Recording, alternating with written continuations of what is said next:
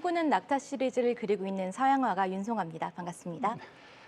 최근 들어서 아트 테크라는 말도 굉장히 많이 하고 있고요. 아트 컬렉팅이라는 말도 많이 하고 있는데 그 개념이 같은 것 같기도 하고 좀 다른 것 같기도 한데 그 개념이 어떻게 좀 차이가 있을까요? 아트 테크는요, 아트와 테크놀로지의 합성어고요. 하지만 우리는 사실 아트와 재테크의 합성어로 사실 잘못 알고 계세요. 그리고 아트 컬렉팅은 말 그대로 아트를 컬렉팅하다의 개념으로 아트 그 자체를 소유하고 즐기는 사람들을 일컫는 말인 것 같습니다. 네. 작년에 처음으로 우리나라 시장에서 매출 1조를 돌파했다고 그러는데 그렇게 그 시장이 급성장한 배경이 있을까요? 여러 가지 요인들이 있을 수 있을 것 같아요. 주식도 폭락했고, 물론 부동산 시장도 안 좋았고 했기 때문에 안전자산으로 그림으로 사람들이 시선을 돌린 것 같습니다만, 이건희 컬렉션도 있었고, BTS도 그림을 컬렉팅하는 모습도 올렸고, 여러 가지 이슈들이 있었던 것 같아요. 그 매출 1조 돌파하는 데 보니까 갤러리 쪽의 매출이 한 5천억 정도 좀 넘고 그리고 아트페어를 한 3천억 정도 그다음에 옥션이 한 2천억 정도 이렇게 돼 있는데 시장이 이렇게 그 다양한 채널이 있는데 이 아트테크나 컬렉팅을 위해서 우리가 접근할 수 있는 그 채널은 어떤 것들이 좀 있을까요? 우선 미술은 1차 시장과 2차 시장으로 나뉘는 것 같은데 갤러리를 통해서 작품을 구매하실 수도 있고 아트페어를 통해서 구매를 하실 수도 있고 2차 시장이라 하면은 옥션들이 있을 것 같은데요. 사실 우리가 쉽게 접근할 수 있는 1차 시장은 아트페어인 것 같아요.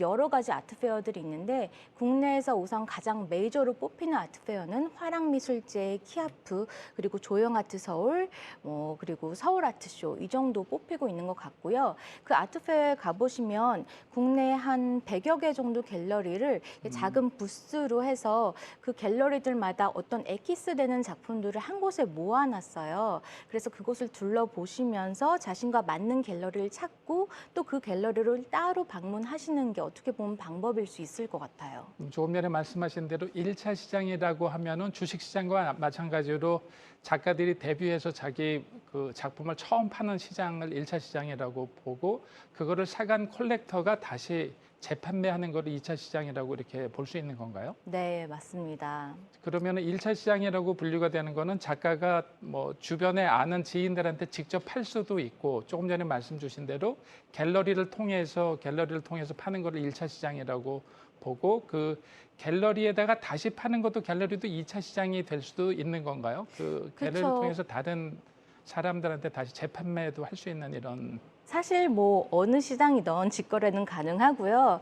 하지만 작품을 구매한 갤러리를 통해서 2차 거래도 가능하지만 또 직접 또 옥션을 통해서 2차 거래가 가능합니다. 그러면은 지금 우리나라가 아까 매출액 1조에서 1차 시장, 2차 시장 규모로 놓고 보면은 어떤 시장이 조금 더 우리나라에서 활발하게 진행이 되고 있다고 볼 수가 있을까요? 작년 같은 경우는 아무래도 프리즈가 있었기 때문에 프리즈의 매출이 엄청 났다라고 들어서 네.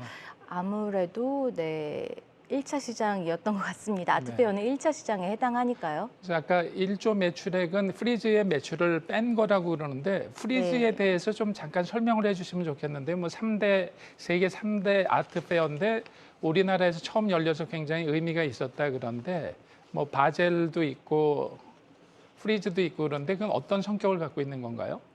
네, 프리즈의 경우는 런던과 뉴욕에서 전시가 되는 현대 미술 아트페어로요. 가장 세계적인 아트페어 중에 하나고요. 아트 바젤 그리고 플러스 아트페어와 함께 어떤 3대 아트페어라고 손꼽히는 그런 아트페어라고 볼 수 있을 것 같아요. 그런데 이게 우리나라에 열렸다는 게 상당히 의미가 있었다라는 거 볼 수 있을 것 같고요. 그만큼 우리나라 시장이 굉장히 커졌다라는 뜻이기도 한가요? 네, 사실 중국에서 열릴 줄 알았어요. 많은 분들은 중국이 아시아에서 가장 큰 미술 시장이라고 손꼽혔었고 사실 얼마 전까지만 해도 홍콩 바젤에 가는 게 어떻게 보면 유행인 것처럼 바젤에 갔느냐 안 가느냐 이런 말이 돌았었는데 이것이 한국에 왔다라는 거는 어떤 새로운 미술 시장 아시아의 핵심으로 우리나라가 올라섰다라는 의미로 볼 수 있었던 것 같아요. 네. 그러면 이제 오늘 그 아트 테크나 아트 컬렉팅에 대해서 이제 초보자들, 굉장히 전문가들도 많고 기존에 이제 그 유명한 컬렉터들도 많이 있지만 내가 조금 관심을 가지고 좀 그 아트 테크나 컬렉팅에 관심을 가져야 되겠다. 어떻게 시작하는 게 좋을까요? 우선은 여러 가지 플랫폼이 있는 것 같아요, 요즘은. 예전에는 사실은 우리가 그냥 미술을 어떻게 보면 한 번에 구매하는 아트 컬렉팅만 있었어요. 그래서 어떻게 보면 부자들만 그림을 살 수 있는 그런 시장이었다면 요즘에는 단독 10,000원으로도 그림을 구매할 수가 있거든요. 그걸 요즘 조각 투자라고 네. 이야기를 하는데 그래서 정말 유명한 작품, 뭐 이유안의 작품이랄지 정말 10,000원부터 분할해서 그야말로 조각 내서 투자하는 개념이 있고요.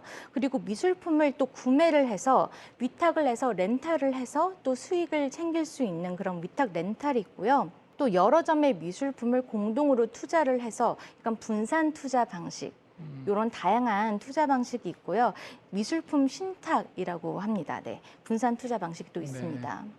그러면 그 내가 어떤 분야를 투자하기 전에 자기 이제 취향도 좀 알아야 될 것 같고요. 인물을 네. 좋아할 수도 있고, 뭐 풍경화를 좋아할 수도 있고, 추상화를 좋아할 수도 있는데 그런 것들을 처음에 스터디를 할 때는 어떻게 해서 자기의 취향을 찾아가고 어떤 채널이 가장 그 좀 빠른 길일까요? 그 자기의 취향을 찾고 스터디를 하는 데 있어서는요.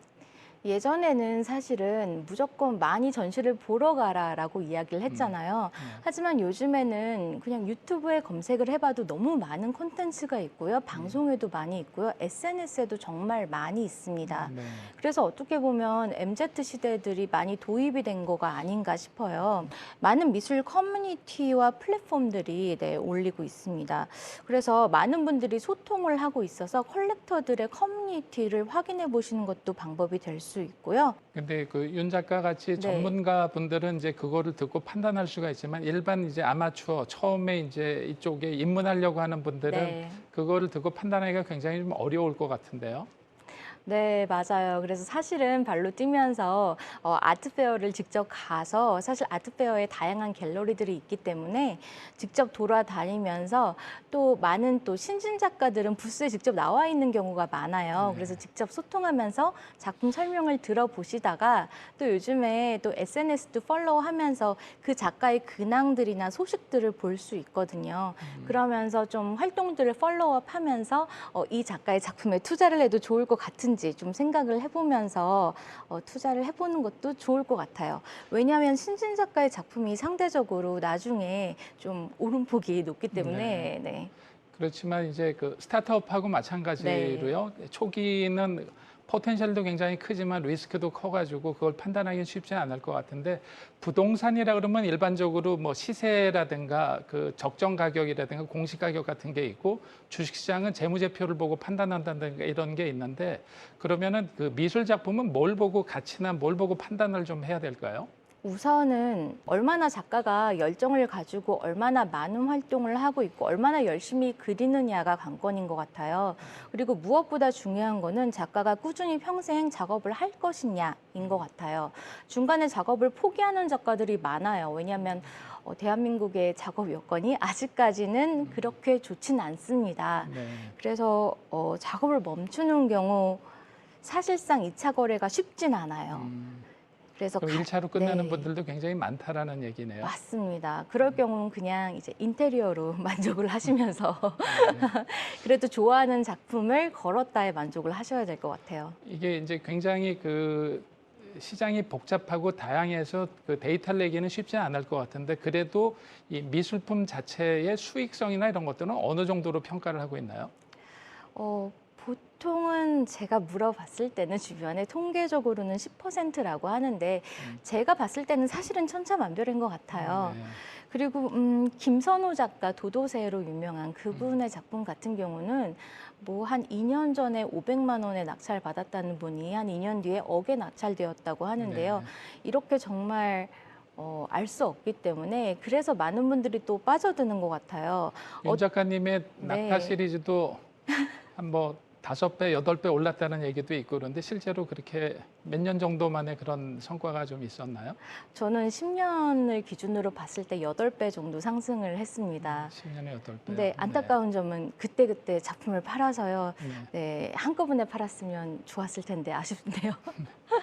그 세계적으로 보니까 그 아트 컬렉터들이 들고 있는 그 보유 기간이 평균 5년 약간 넘어간다 이런 데이터가 있고 최근 들어서는 좀 빨라진 것 같아서 네. 5년 밑으로 내려왔다고 얘기를 하고 있고 한국은 데이터가 정확치는 않은데 전문가들 평가에 의하면 한 3년 정도 미만일 것 같다 이렇게 얘기를 하고 있는데 우리나라가 이런 그 아트를 보유하고 있는 기간이 세계적으로 좀 짧은 이유는 뭘까요? 주식시장도 물론 한국이 조금 그런 면에서 좀 빠르게 2차 시장에 들어오는 경우도 많은데 예술품 시장도 그런 배경은 뭐라고 지금 보시나요? 어, 저는 한국 사람들이 아무래도 유행에 민감한 것 같아요. 사실 비트코인 열풍 때도 굉장히 빠르게 반응을 했었잖아요. 그리고 공교롭게도 코인 열풍 이후에 지금 미술 시장으로 넘어왔거든요. 어떻게 보면 코인 열풍 이후로 그런 열정들을 쏟을 곳이 없어서 많은 분들이 넘어왔다라고 들었고 실제로 제 작품을 구매하러 오신 그리고 옆에 분 작품을 구매하러 오신 분들 중에 코인에서 엑스타로 왔다라는 분들이 실제로 또 많이 있었어요. 아트페어에서도 그렇고. 그래서 예상을 하는 건데, 그렇지만 그런 투기성으로 오시는 분들은 또 금방금방 엑싯을 하는데 안타까운 점은 미술은 다른 종목보다 조금 수수료가 조금 많아요. 네. 그래서 어떻게 보면 단기간에 오른 것 같지만 막상 엑싯을 했을 때 그다지 그렇게 수익이 많지 않을 수도 있어요. 그래서 잘못 계산하신 것 같아서 조금 안타깝고요. 좀 장기적으로 두면서 단순히 수익이 아니라 작품을 보고 즐기면서 감성적으로 다가가야 될 부분인 것 같아서 좀 안타깝더라고요. 네. 그래서 처음에 말씀해 주셨지만 아트테크가 우리나라에서는 그 재테크 수단으로 굉장히 강조가 많이 됐었는데 보통은 그 아트 컬렉팅을 해서 좋은 작품 자기가 그 집에다가 그 보관하고 싶은 작품을 샀다가 한참 감상을 하고 네. 그게 시간이 지나서 가격도 올라서 그 또 다른 좋은 작품이 생기면은 교환하면서 수익도 보고 이런 그 일석이조의 효과를 거둬야 되는데 우리나라는 이 컬렉팅에서 보유해서 감상하는 것보다는 단지 이 투기성으로 하는 게 굉장히 많다라고 그러는데 그런 그 성향은 어떤 면에서 좀 나타난다고 보시나요? 우선은 우리나라의 국민성이 빠르다, 뭐 이런 거가 있잖아요. 그래서 그런 국민성도 있긴 있지만 기본적으로 서양에 비해서 컬렉팅 문화가 한 50에서 60년 정도는 느리게 시작되고 있다라고 본다고 해요. 그래서 조금 느리게 아직은 시작되는 단계에서 조금 시행착오가 있다라고 보고 있고요. 기본적인 컬렉팅 마인드는 사실은 작가를 후원하고 지지한다라는 마인드를 가지고 가야 되거든요. 그래서 주식과는 조금 다르다라는 거를 이해를 해야 되는데 쉽게 접근을 하기 위해서 이거는 주식이다라고 쉽게 본인들 나름대로 이거를 재해석해서 생각을 하시는 것 같아요. 네. 그리고 또 많은 이제 상업적인 갤러리들이 등장을 하면서 쉽게 이해를 돕기 위해서 그러한 상품들을 많이 만들고 있어요. 근데 그림을 사는 게 아니라 그 갤러리의 주식 같은 걸 살 때는 이 이야기가 맞을 수도 있어요. 네. 그림이 아니라 주식의 경우는. 근데 그림의 경우는 저는 조금 다르다고 생각합니다. 그 최근에 투자 회사들에서 최소 1년에 10% 이상을 보장하고 뭐 원금도 보장한다 뭐 여러 가지들을 얘기를 하는데 네. 그런 것들은 어떻게 판단을 해야 될까요? 아직까지는 검증은 안 되었다고 생각을 해요. 저 또한 아직까지도 시작은 안 하고 지켜보고 있어요. 어떻게 돌아가는지 보려고 하고 있어요. 근데 그들의 말에 의하면 뭐 그림을 이제 고객들이 구매를 하면 그 금액을 가지고 뭐 작가한테 쉐어하는 부분 작가한테 입금하고 나머지를 가지고 그들이 주식이나 이런 걸 해가지고 수익의 일부분을 이제 돌려준다라는 개념이더라고요. 그래서 그거를 이제 주식을 계속 돌려보면서 몇 년간 검증을 해왔대요. 그래서 평균 수익률을 계산을 했을 때 이 정도는 계속 쉐어를 할 수 있겠다라고 했는데 저는 사실은 주식 시장은 계속 변동이 있기 때문에 그 수익률을 보증을 할 수 있을까는 물음표이거든요. 네. 근데 저 또한 주식의 전문가는 아니기 때문에 정확히는 모르겠습니다만 이제 많은 방법들이 있더라고요. 네. 그러면은 아까 윤 작가님도 그림이 가격이 10년 지나면서 조금 같이 상승을 했다고 말씀을 하셨는데 그 일반적으로 내가 그 새내기 작가들 좋은 그 포텐셜 있는 작가의 그림을 샀다 그러면 어떤 그 배경이나 어떤 이유로 해서 그 가격이 높아지게 되나요? 그 그림의 가격이 상승하게 되는 이유는 어떤 것들이 있을까요? 우리가 작가라고 이야기를 하지만 이 작가 또한 그림을 가지고 그림이란 콘텐츠를 이용해서 하나의 브랜드라고 보시면 될 것 같아요. 하나의 사업자. 그래서 당연히 이 브랜드가 알려지고 그림이 알려지면 그 가치가 상승하는 것 같아요. 그러면 신진 작가의 그림을 샀는데 이분이 어떤 뭐 큰 상을 받는다든가 뭐 어떤 좋은 일이 생기면 과거의 작품들도 가격이 굉장히 많이 뜨게 되나요?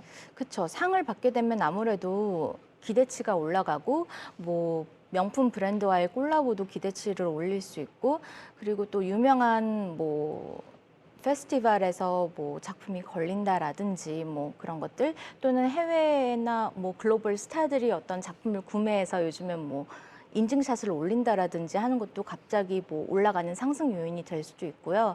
그리고 저 같은 경우는 드라마와의 콜라보를 통해서 올라갔듯이 뭐 요즘엔 좀 다양한 이유들이 있는 것 같아요. 네. 조금 전에 이제 콜라보 말씀을 하셨는데 최근에 그 대기업들도 아트 콜라보가 굉장히 유행인데요. 네. 어떤 사례들이 좀 있을까요? 저 말고도 정말 다양한 작가들한테 굉장히 많은 콜라보 제안들이 들어오는데 저 같은 경우는 이제 부산 NFT에서 제가 드라마와 콜라보했던 해당 작품이 1억 원에 낙찰되는 그런 해프닝이 있었어요. 그래서 그런 이슈로 또 삼성 TV에서 NFT 이런 플랫폼이 생겨요. 그래서 그런 콜라보 제안이 들어와서 지금 진행을 하고 있고요. 그리고 작년에는 또 LG 디스플레이와 콜라보 전시를 또 라스베가스에서 진행을 했었고 또 백화점에서도 또 인력들을 대거 지금 투입을 하면서 아트 마케팅과 함께 뭐 아트 관련 여러 가지 이벤트들을 지금 만들고 있는 상태고요.